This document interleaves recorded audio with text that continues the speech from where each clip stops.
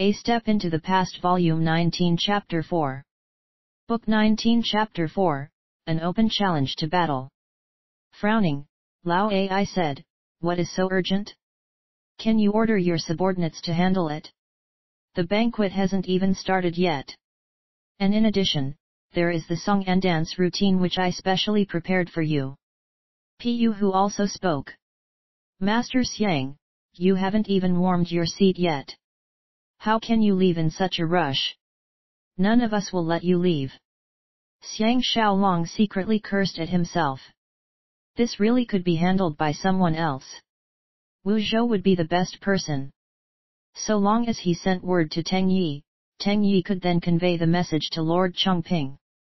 Smiling, he said, "You're right, I became foolish in my urgency. I'll go relay the instructions to my subordinates now. Everyone, please pardon me." Only then did Lao Ai and the others relax and allow him to go.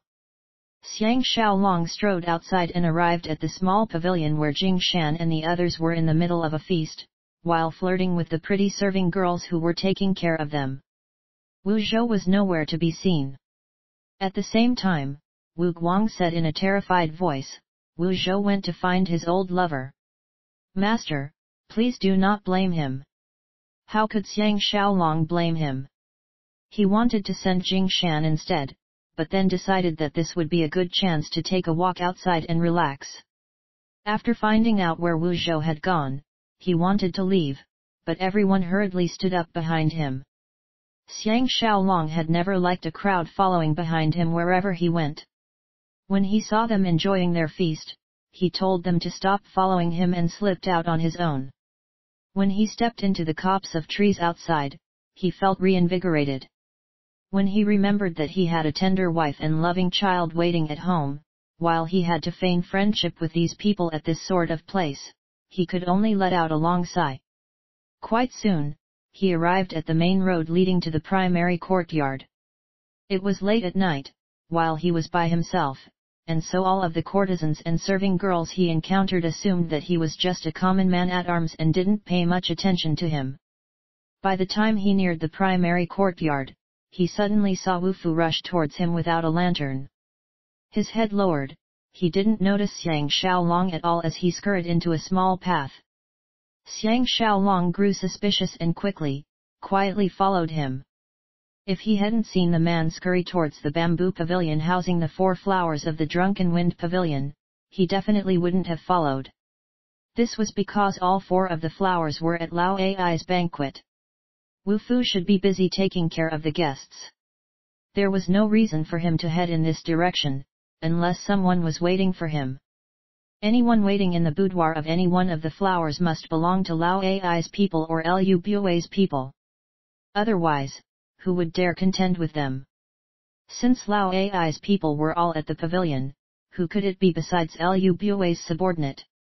Using the 21st century techniques of the Special Ops Division, Xiang Xiaolong closely followed behind Wu Fu and quickly arrived at the bamboo residence. He could see people milling around the entrance and escorting Wu Fu inside. Xiang Xiaolong suddenly felt inadequate to the task at hand.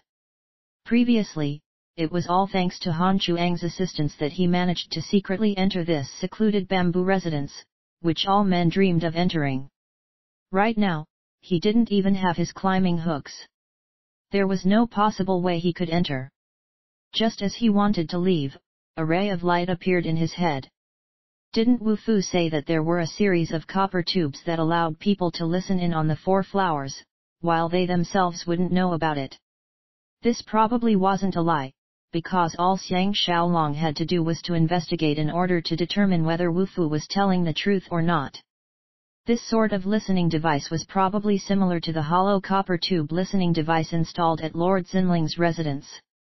It couldn't be installed in any of the 4 rooms, as it would otherwise have been discovered long ago. But it should also be installed nearby, as the longer the distance became, the lower the transmission quality would be. Xiang Xiaolong no longer hesitated, as he went searching amidst the bamboo. Soon, he found a small storage building within the bamboo grove. Behind it was a tall wall. He quickly struck a match and began to search the building. Soon, he found a room that was particularly clean that had 4 large cabinets in it. They looked different compared to all of the other storage cabinets in the building, and were locked as well. Xiang Xiaolong hurriedly took out his flying needles.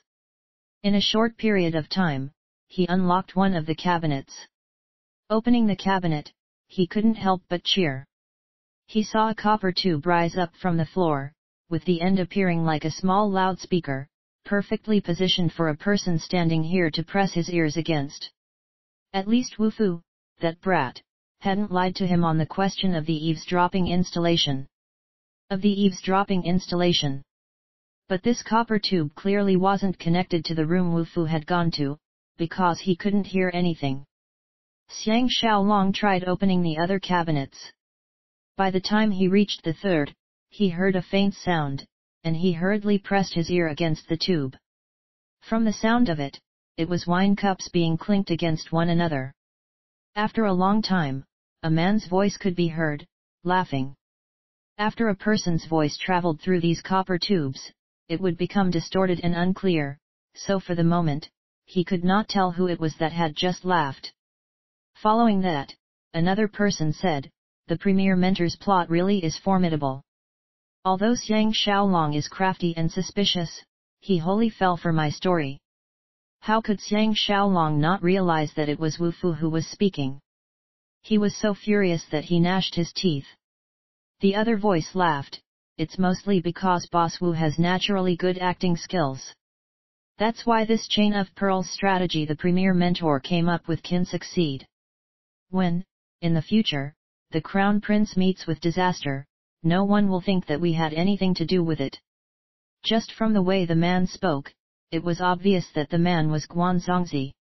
Xiang Xiaolong secretly exclaimed to himself, "What a narrow escape."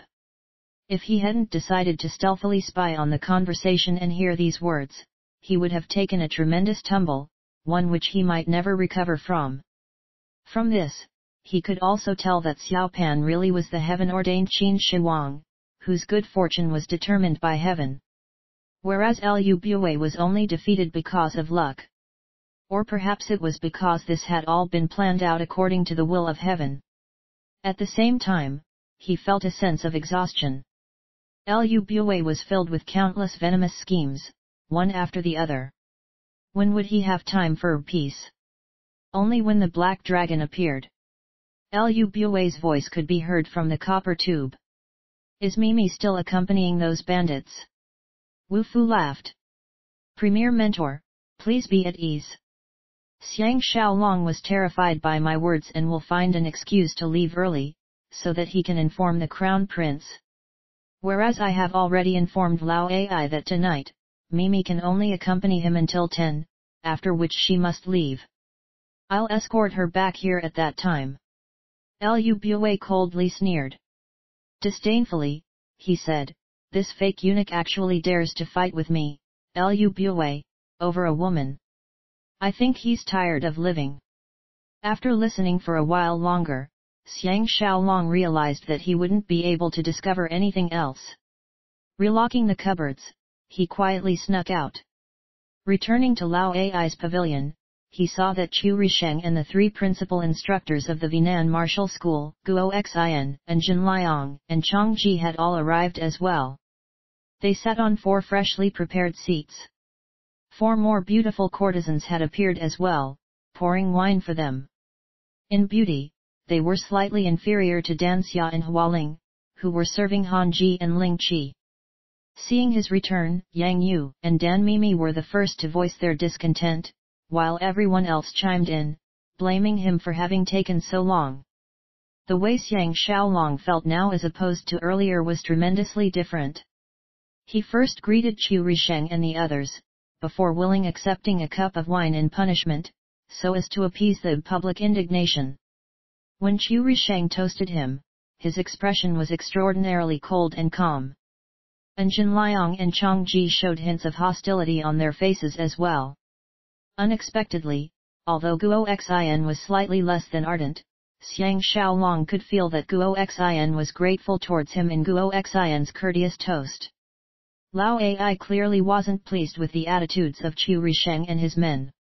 He constantly signaled with his eyes, but Chu Risheng pretended not to notice as the atmosphere immediately began to change. At this time, Xiang Xiaolong noticed that Dan Mimi's pretty eyes, which gazed towards him at times, were filled with a hidden hatred and detestation. He secretly exclaimed that the power of suggestion really was powerful. Because he had resolved to never believe Wu Fu's words again, his entire impression of her had changed. Right now, there were 8 feasts going on in the pavilion. Only Xiang Xiaolong alone was missing a female companion. At this moment, the food was served.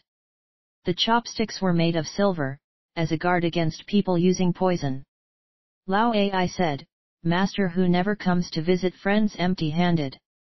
On this trip to Xianyang, he brought several groups of world-class beauties in a song and dance troupe, so as to broaden our horizons.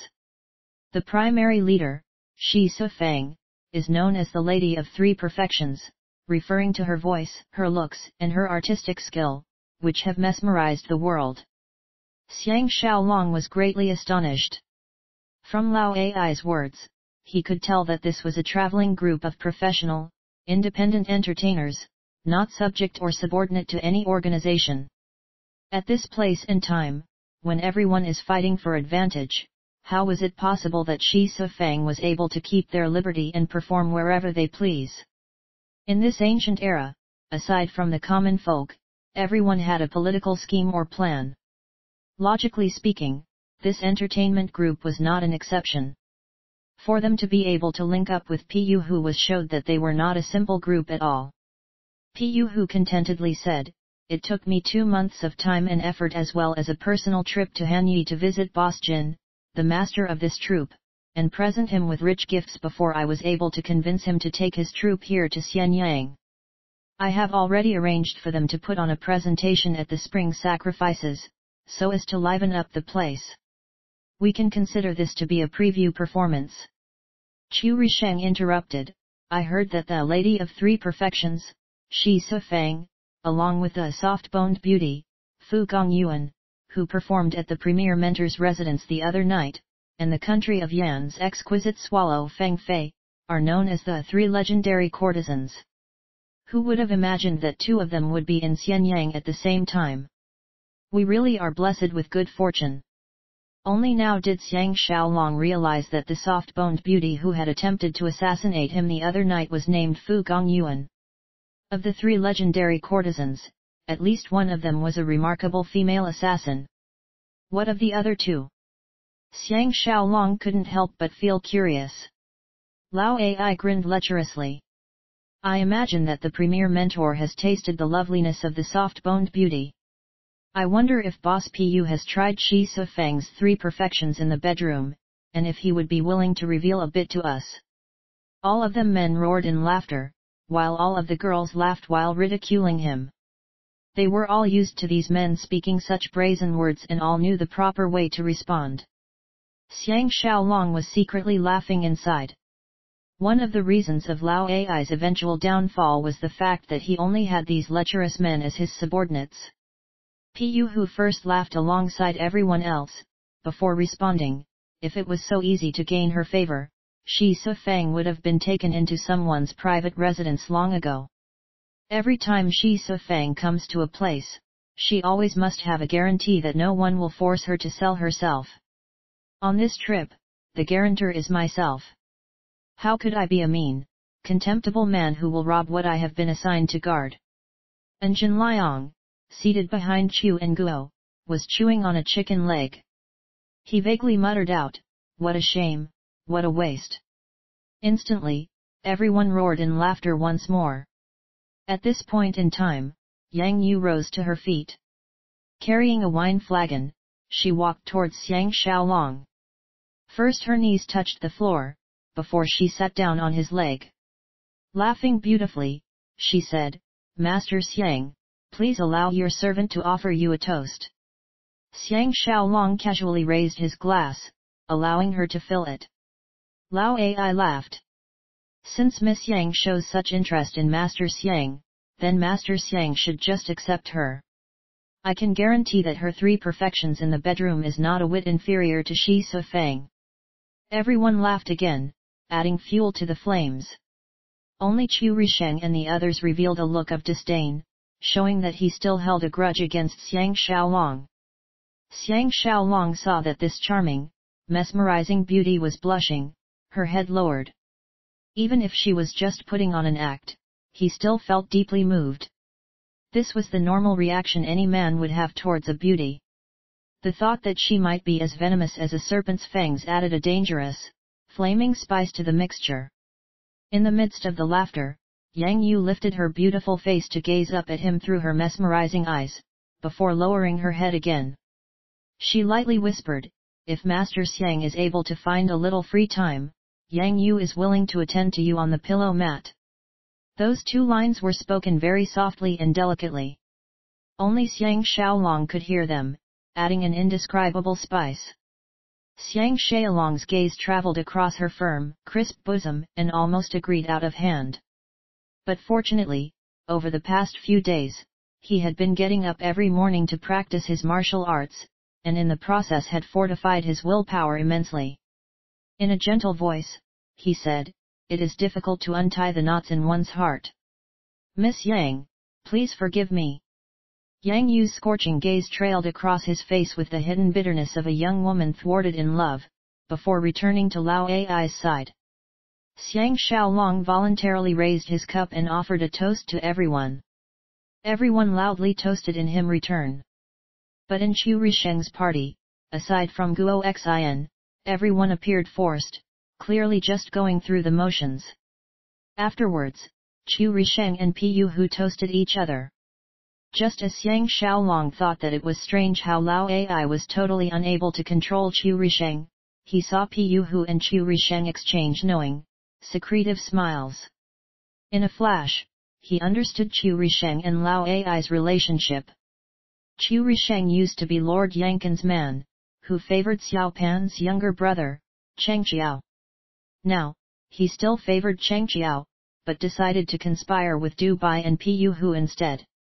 Du Bai and Pu Hu's influence was great, but was concentrated in the three eastern provinces. That had become Cheng Qiao's bastion of power. This was the result of Liu Bui's handiwork. He had intentionally allowed this situation to come about, so as to force Xiao Pan and Zhu Ji to rely on him to deal with them. But Du Bai and the others wanted to make inroads into Xianyang, which is why he had Qiu Risheng and the others pretend to ally with Lao Ai, causing both Liu Bui and Zhu Ji to be unable to touch them. The strange, complicated relationship was as simple as that. Naturally, he wouldn't reveal this precious knowledge which he had suddenly acquired to Lao Ai. Liu Bui was playing a game of balance of power. He had no choice but to play along as well. After gaining this understanding, Xiang Xiaolong instantly realized that he had become the primary antagonist for Du Bai, Pu Hu, and Qiu Risheng to attack. With his death, they could immediately smash apart the balance of power maintained by the various powerful interests in Xianyang. To Du Bai and Pu Hu, naturally, the more chaos there was, the better for them. Right now, there were more than a few people in the military command structure of Qin who opposed Liu Bui. If Du Bai was able to ally with several of the most powerful people, such as Wang He, Wang Ling, Wang Jian, Lord Chongping, or Lord Zhen, Gu, and Xi, Cheng Qiao would be in a powerful position to fight with the ruler which Liu Bui superficially supported, Xiao Pan.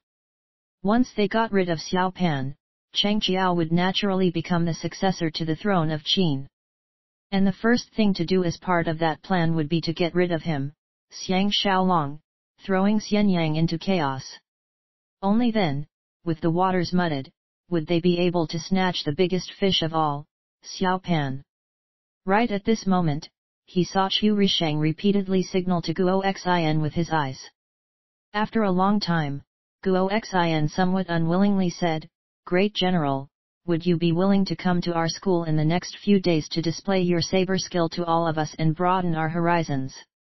The words were the same, but compared to the way in which Guo Xin spoke those words at the Drunken Wind Pavilion the night before the great duel, there was no longer that sense of danger and tension. From this, one could tell that Ji Yanran's kindness and Xiao Pan's promotion of him had moved him at least a little. When it comes down to it, at this moment in time, Xiao Pan was ascendant and all authority was concentrated in him. In the past, it was Guo Xin decision to follow Lord Yang Chuan which resulted in him being given no path to join Xiang Shui alongside. Right now, given this wonderful opportunity, for him to sacrifice it on Qu Risheng's behalf really was asking quite a lot from him. Before Xiang Xiaolong had a chance to speak, Lao Ai feigned ignorance and said, Master Guo, haven't you already personally witnessed great General Xiang's godlike saber skills? Why do you insist on seeing it yet another time?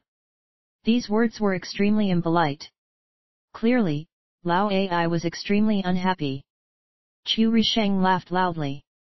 It's precisely because the great general's saber skills are godlike, that we want him to go to our school and display it to our children. Inner custodian, you misunderstood. Xiang Xiaolong smiled. If tomorrow, Headmaster Chu is willing to personally enter the arena, then no matter what, I Xiang Xiaolong will be at the school to be instructed by you. After these words came out, everyone's face immediately changed, including Pu Hu's. Although these words were very politely said, they clearly showed that Xiang Xiaolong had the intention of killing Qu Risheng. And, afterwards, no one would dare to investigate, because Qu Risheng would have no one to blame but himself. The reason Pu Hu and Qu Risheng's expressions changed was because they felt that Xiang Xiaolong had already seen through to the real nature of the relationship between them and Lao Ai, which is why he was being so merciless. The reason Lao Ai and his companions' expressions changed was because based on Qu Risheng's reputation, after Xiang Xiaolong said these words, even if Qu Risheng knew that he was going to be defeated, all he could do was stiffen his spine and do battle, without any recourse whatsoever. Dan Mimi and the other girls were absolutely stunned by Xiang Xiaolong's awe-inspiring aura, a heroic spirit seen once in a generation. Their fragrant hearts beat faster. Qu Risheng really did raise his head to the sky and laugh loudly, before heroically saying, in recent years, there hasn't been a single person like Master Xiang, who is willing to exchange a few stances with this headmaster. Tomorrow at noon, I will respectfully await your presence within the school. After he was finished speaking, he immediately rose. He bowed towards Pu Hu and Lao Ai before flicking his sleeves and leaving. Guo Xin and the others had no other choice but to bow as well, before following him out. The atmosphere in the courtyard immediately became extremely awkward. Everyone glanced at one another. None of them had expected Qu Risheng to be so intolerant and so petty. At this moment, his face filled with doubt, Wu Fu walked in, before turning and watching Qu Risheng and the others depart. Xiang Xiaolong laughed.